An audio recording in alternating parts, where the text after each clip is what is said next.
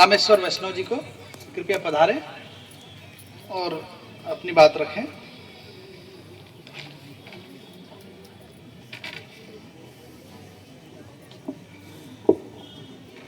मंच पर स्थापित समस्त विद्वानों को प्रणाम करते हुए और इन सब को बर्दाश्त करने के लिए साहसिकता के साथ उपस्थित श्रोताओं को प्रणाम करता हूं। मैं वातावरण काफी गुरु गंभीर हो चला है और मैं एक सच्चे चुटकुले से अपनी बात प्रारंभ करता हूं। सच्चा चुटकुला 75, 76 और 77 के आसपास मैं महासमुंद में पोस्ट ऑफिस में उप डाकपाल के पद पर बाल बच्चे पाल रहा था। उस समय लतीफ घोंगी थे, गजेंद्र तिवारी जी भी अक्सर उपस्थित रहते थे, प्रतिदिन आते थे बागबहरा से। और उस जमाने के साहित्यकार श्रीधर बल्लेवार सागर, चेतन आर्य वगैरह सब लोग एक बार कॉलेज रोड से जा रहे थे। उस जमाने में एक बड़े आतंकवादी साहित्यकार हुआ करते थे जिसका फिलहाल मैं नाम देता हूं बदनाम व्यग्र। वो साहित्यकार का असली नाम नहीं बता रहा हूं, बदनाम व्यग्र मान लीजिए। हम सब लोग जा रहे थे और उस साहित्यकार की बुराई कर रहे थे क्योंकि वो बुराई का भंडार था अपने आप में।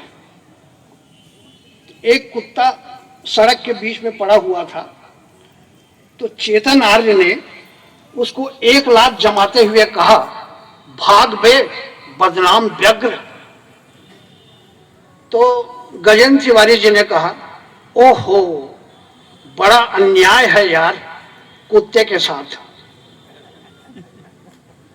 ये व्यंग दृष्टि और लतीफ घोंगी जी की रचनाओं में कहाँ विट्स है, कहाँ व्यंग है, कहाँ असहजता है, इन सारी बातों का विश्लेषण गजेंद्र तिवारी जी अक्सर किया करते थे। अगर Guinness book of world record बनाने वाले थोड़ा और जागरूक होते तो शायद गजेंद्र तिवारी जी का नाम Guinness book of world record में होता, क्योंकि 1000 से ऊपर व्यंग लिखने वाले पूरे देश के अकेले ये व्यंगकार हैं। इतना व्यंग किसी ने नहीं लिखा है। और व्यंग के जितने भी अध्येताएं हुए वो तो शरद जोशी और हरिशंकर परसाई और ज्यादा से ज्यादा केपी सक्सेना और श्रीलाल शुक्ल से आगे उनका अध्ययन बंद हो जाता है। आगे के व्यंगकारों का उल्लेख हो ही नहीं पाता है। वैसे तो छत्तीसगढ़ के साहित्यकारों की हमेशा उपेक्षा हुई है, हमेशा उपेक्षा हुई है। गंगा प्रसाद गुप्त बरसैया जी ने छत्तीसगढ़ के साहित्यकारों को अखिल भारतीय आकाश दिया, ये एकमात्र व्यक्ति है। बाकी